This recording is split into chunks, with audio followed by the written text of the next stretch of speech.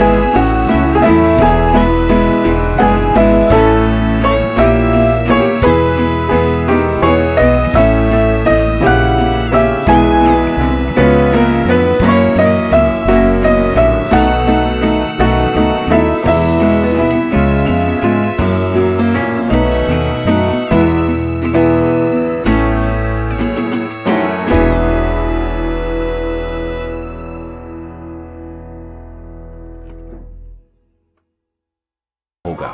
इसलिए श्री कृष्ण ब्राह्मण वेश में बर्बरीक को रोकने चल दिए। बर्बरीक को रास्ते में ब्राह्मण वेश में रोकते हुए उन्होंने बर्बरीक से रणभूमि की ओर जाने का प्रयोजन पूछा, जिसका जवाब सुन ब्राह्मण भेषधारी श्री कृष्ण ने बर्बरीक का मजाक बनाया और कहा कि क्या वो केवल 3 बाणों से युद्ध लड़ेंगे। तब बर्बरीक ने उत्तर दिया कि केवल 1 बाण ही पूरी शत्रु सेना को मार गिराने के लिए पर्याप्त है। साथ ही ये बाण कार्य पूरा करने के बाद अपने तर्कस में वापस भी आ जाएगा, और यदि तीनों बाणों को प्रयोग में लाया गया तो तीनों लोगों में हाहाकार मच जाएगा। लेकिन ब्राह्मण भेषधारी कृष्ण ने इस बात पर भरोसा न करते हुए कहा कि अगर ऐसा है तो तुम इस पीपल के पेड़ के सारे पत्तों को एक ही बाण से भेद कर दिखाओ, जिसके नीचे हम दोनों खड़े हैं।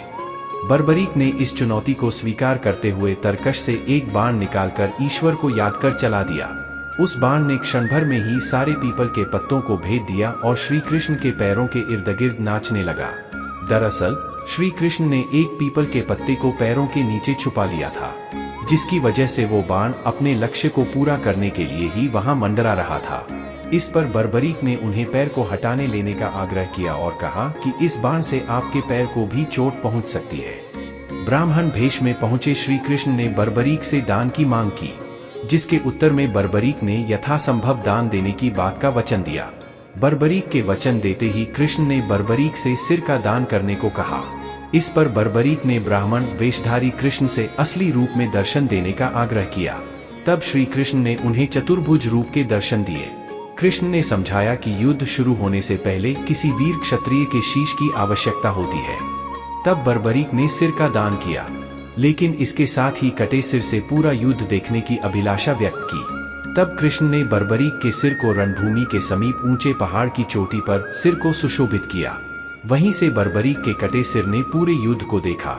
युद्ध के अंत में पांडवों में आपस में विवाद होने लगा कि पूरे युद्ध की विजय का श्रेय किसे जाता है। तब कृष्ण ने कहा कि बर्बरीक इस बात का निर्णय कर सकते हैं, क्योंकि उसने शुरू से युद्ध को देखा है। तब बर्बरीक के कटे सिर ने श्री कृष्ण को युद्ध की विजय का श्रेय दिया और कहा कि कृष्ण की बुद्धि, चातुर्य और साहस, निर्णय, युद्ध नीति की वजह से ही ये युद्ध निर्णायक रहा।